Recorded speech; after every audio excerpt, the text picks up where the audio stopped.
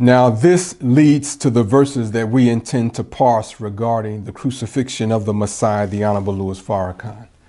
We'll continue in the Gospel of John, chapter 19, which gives us the narrative of the crucifixion. And we're going to parse verses 31 through 42, which really ends that chapter. We'll begin reading from verse 31. The Jews, therefore, because it was the preparation that the bodies should not remain upon the cross on the Sabbath day, for that Sabbath day was an high day, besought Pilate that their legs might be broken and that they might be taken away. Then came the soldiers and brake the legs of the first and of the other, which was crucified with him. So the two people who were crucified, one on the left of Jesus and the other on the right of Jesus, their legs were broken. Well, several terms or concepts require explanation. The term preparation refers to the Passover.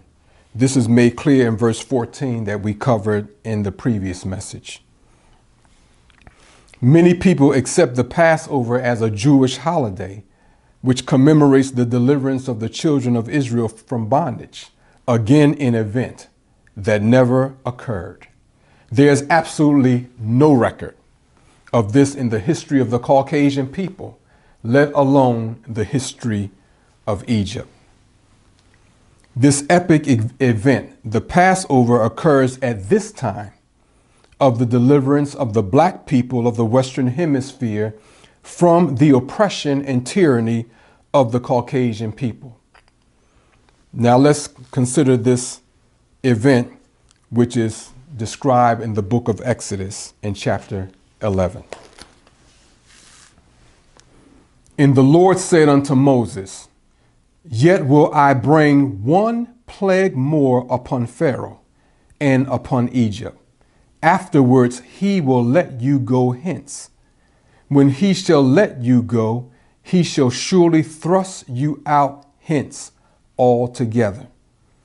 And Moses said to the people, Thus saith the Lord, about midnight will I go out into the midst of Egypt. The I in this case is God himself. And all the firstborn in the land of Egypt shall die, from the firstborn of Pharaoh that sitteth upon his throne, even unto the firstborn of the maidservant that is behind the mill, and all the firstborn of beast. And there shall be a great cry throughout all the land of Egypt, such as there was none like it, nor shall be like it any more. But against any of the children of Israel shall not a dog move his tongue against man or beast, that ye may know how that the Lord doth put a difference between the Egyptians and Israel. Allah, therefore, makes the distinction between his chosen people and the Caucasian people that leads to the separation of the two. The preparation of the Passover begins this exclamation point of this distinction, as it refers to the 9 plagues that strike Pharaoh and his people.